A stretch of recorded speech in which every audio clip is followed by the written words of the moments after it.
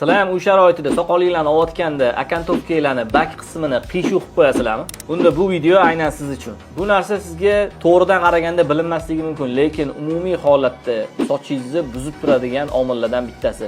Chunki akantovkani qiyshiqligi, to'g'riligi umumiy sochingizni chiroyli olganligini yana ham chiroyli ko'rsatadi yoki chiroyli olinsa ham umuman sifatsiz qilib ko'rsatadi. Shuning uchun sizlarga bitta kichkinagina tavsiyam, xohlagan barber magazininglarga yoki o'rizorga borsanglar ham akantovchining mashinka beradi. Akantovchining mashinkani tishi aniq olishligini hisobiga siz bittada vakkiningizni to'g'ri olishligingiz mumkin.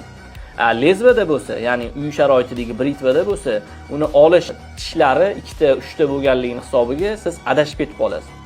Shuning uchun birinchi akantovchining mashinkada to'g'rilab turib, undan keyin lezvada olsangiz bo'ladi. Akantovka qiladigan mashinkalar arzimagan 200-250 mingdan boshlanadi narxi. Bitta olsangiz, masalan, 1 yil, 2 yilgacha bemalol ishlatsangiz bo'ladi. Bu videoni bakkinini qiyshuv qilib olib qo'yadigan do'stlaringizga jo'natib qo'yinglar.